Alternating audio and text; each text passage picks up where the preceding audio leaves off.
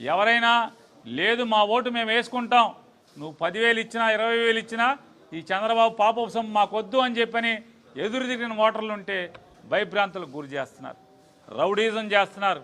నిన్న ఆయన్ని తలకాయ నరికాం, నిన్న ఈడి కాలు చేయించి తీసాం, మళ్ళీ ఆడి మీద కేసు పెట్టాం. నిన్న అవినాష్ రెడ్డి మీద అవినాష్ రెడ్డితో పాటు 150 మంది మీద కేసు పెట్టాం.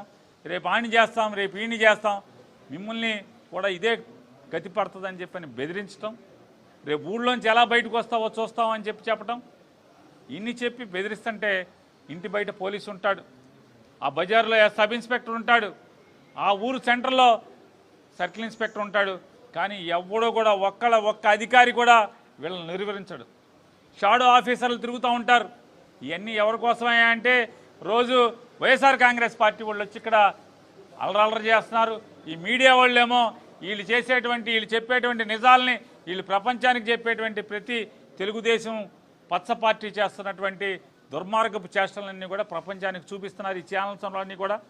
కాబట్టి మనం ఏదో తూతూ మంత్రం చేద్దాం, పోలీసులను ఎక్కువ మంది పెడదాం, షాడో పార్టీలను పెడతాం, ఎన్నికల ఫ్లయింగ్ స్క్వాడ్ని పెడతాం అంటారు.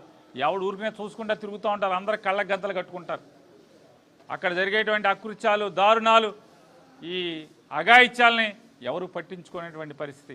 ఎన్నికల కమిషన్కి మాత్రం ఏమండి, నల్గొండవారిపల్లిలో మేము 300 మంది పోలీసుని పెట్టాం, ఎర్రిపల్లిలో 150 మంది పోలీసుని పెట్టాం, లేదా అక్కడ ఎన్ని మందిని పెట్టామని రికార్డు అయితే ఇక్కడికి పంపిస్తున్నారు తప్పితే అక్కడ జరిగే తంతంతా కూడా ఓటర్ స్లిప్పులు లాక్కోవటం, బెదిరించటం,